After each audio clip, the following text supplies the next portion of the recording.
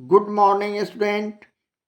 Coordinate geometry का part 15 video में सफलता की शुभकामनाओं के साथ आपका स्वागत है। एक्सरसाइज 7.2 का लेते हैं ये 23वां प्रश्न। तो ये रहा आपका 23वां प्रश्न। सिद्ध करें कि बिंदुएं 4,8, 0,2, 3,0 और 7,6 एक आयत के शीर्ष है। यहाँ हम लोग एक आयत का चित्र बनाए और इसके आमने सामने की भुजा आयत में बराबर होती है, यानी लंबाई बराबर तो चौड़ाई बराबर, यानी ए बी बराबर डी सी तथा ए डी बराबर बी सी। तो चलें इसे हम पहले लैंग्वेज का रूप दे लेते हैं अपने सॉल्यूशन में। तो यहाँ हम लिखेंगे, मान लिया कि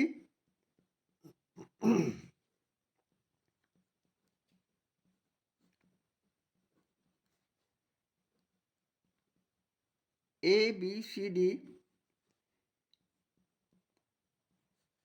एक आयत है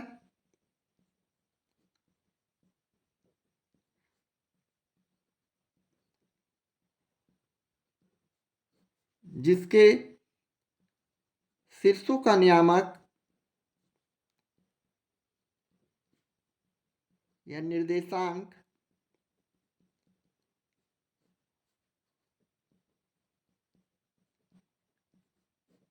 क्रमशः प्रश्न से हमें इस प्रकार मालूम है, यानी ए नियामक 4,8,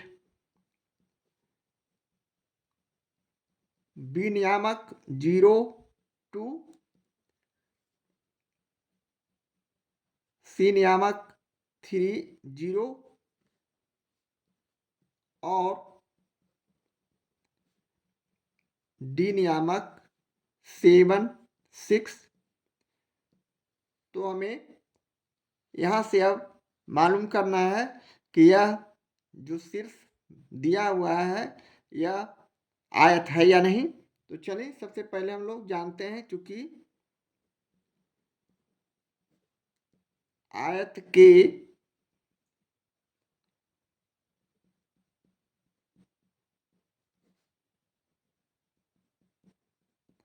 आमने सामने की भुजा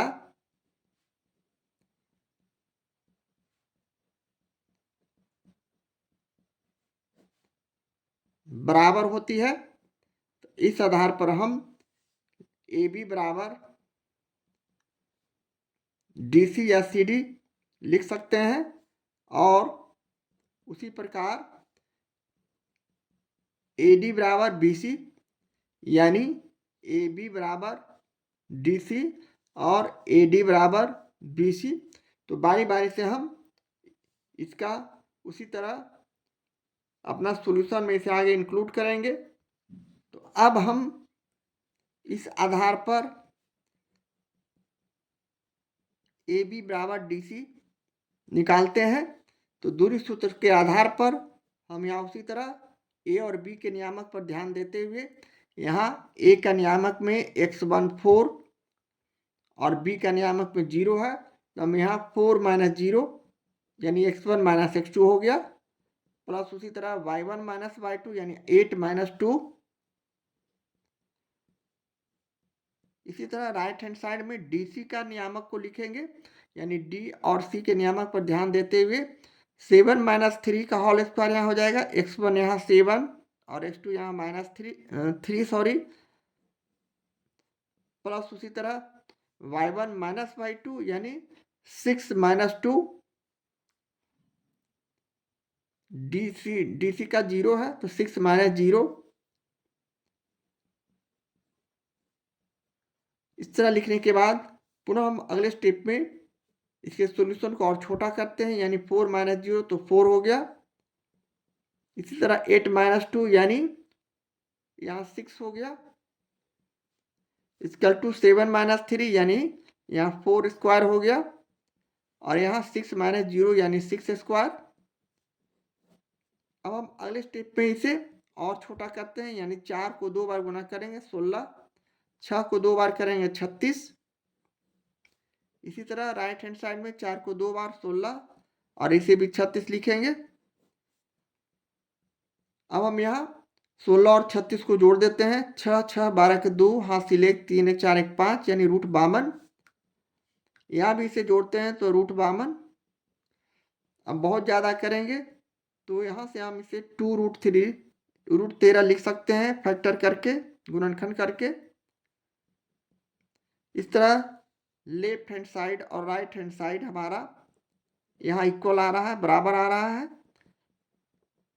तो हमारा ये AB बराबर DC यानी चौड़ाई तो हमारा इक्वल है। अब हम इसकी लंबाई को जांच करते हैं, यानी पुनः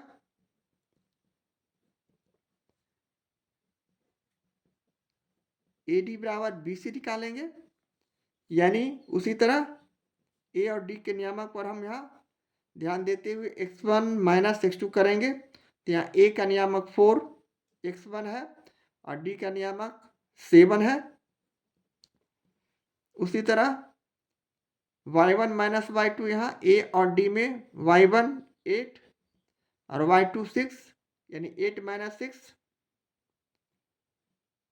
और इसका स्क्वायर करते हुए अगले स्टेप पे राइट हैंड साइड में भी पुनः हम उसी तरह B और C के नियामक पर ध्यान देते हुए यहाँ x1 0 और x2 3 है, प्लस उसी तरह 2 माइनस 0,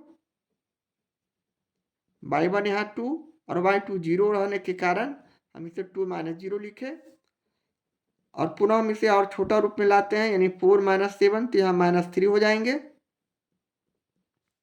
8 माइनस 6 यहाँ 2 हो जाएंगे, और इसका अंडर रूट करते हुए पुनः हम राइट हैंड साइड में भी पुनः इसे छोटा करते हैं, यानी -3 स्क्वायर प्लस यहाँ 2 में 0 गया 2 स्क्वायर।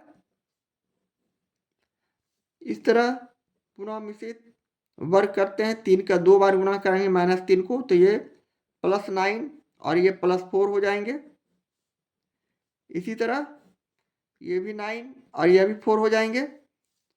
इस प्रकार हम इसे जोड़ते हैं तो √13, और यहाँ भी राइट हैंड साइड में √13। इस तरह left hand side equal to right hand side हमारा लंबाई भी इक्वल है। तो हम इस आधार पर कह सकते हैं, अतः यह एक आयत के शीर्ष है, इनके लंबाई और चौड़ाई आमने सामने की भुजा बराबर रहने के कारण यह आयत के शीर्ष होंगे, और यही हमें साबित करना था, और यही हमारे प्रश्न का सोल्यूशन है, आंसर है। इस तरह हम प्रश्न 23 का सोल्यूशन करते हैं। एक्सरसाइज 7.2 का ये रहा 24वां प्रश्न। दर्शाएं कि बिंदुएं A1,0, B5,3, C2,7 और D-2,4 एक समचतुर्भुज के शीर्ष हैं। यह भी लगभग उसी तरह का प्रश्न, किंतु यहाँ समचतुर्भुज के शीर्ष दर्शाया गया, यानी समचतुर्भुज में चारों भुजा बराबर होता है, जबकि आयत में आमने सामने की भुजा बराबर होता है। तो थोड़ा सा अंतर, उसमें हमने AD बराबर BC और AB बराबर DC निकालकर यथाशीघ्र सॉल्यूशन कर लिया था। यहाँ भी हम उसी तरह लैंग्वेज में से लिखते हैं, यानी मान लिया कि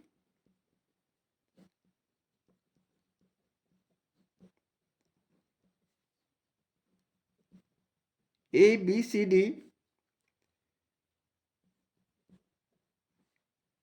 एक समचतुर्भुज है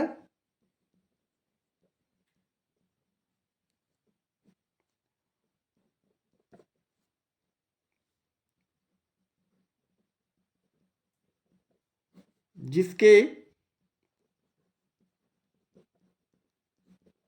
शीर्षों के निर्देशांक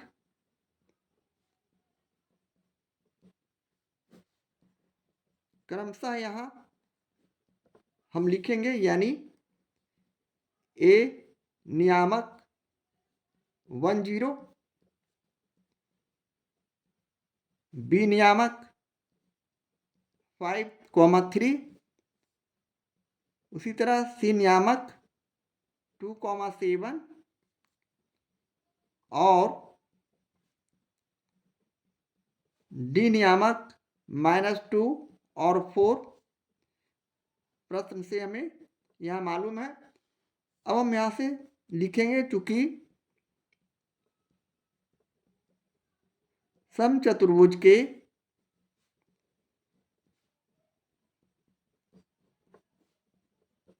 चारों भुजाएं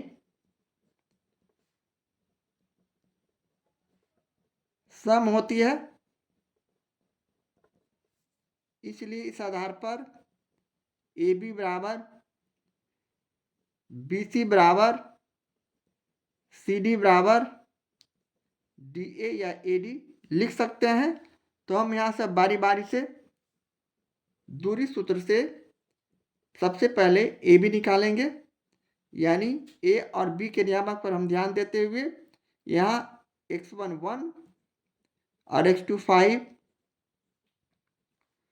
प्लस उसी तरह y1 0 और y2 3, इसे आगे हल करते हैं तो ये -4 का होल स्क्वायर और यह -3 का होल स्क्वायर।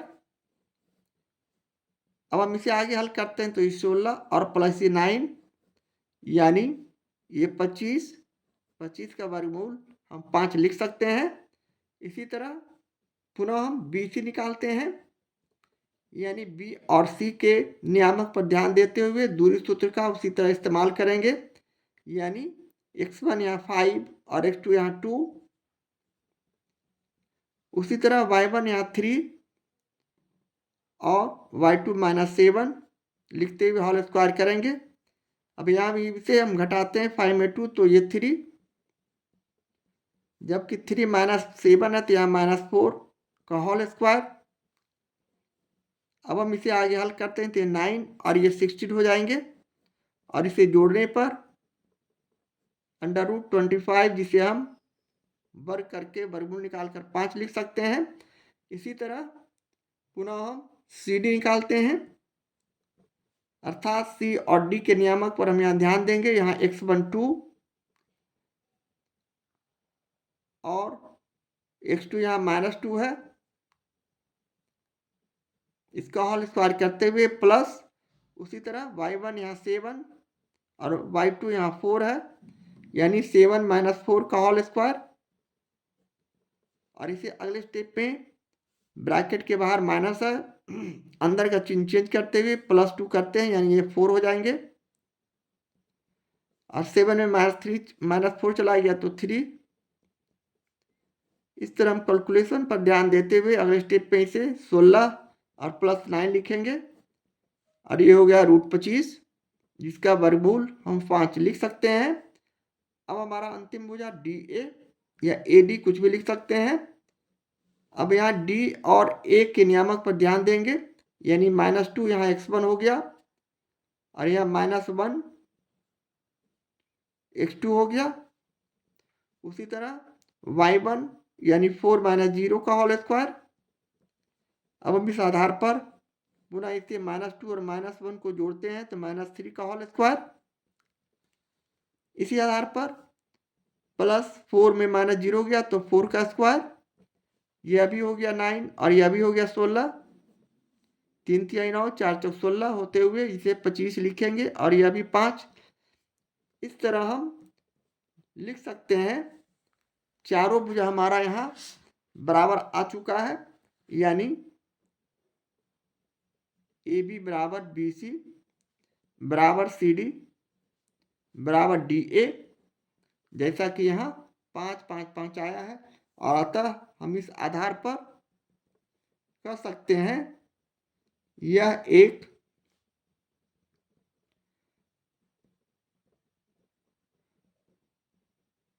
समचतुर्भुज के शीर्ष है और यही हमें साबित करना था, सिद्ध करना था, दिखाना था। इस तरह हम प्रश्न 24 का सॉल्यूशन करते हैं।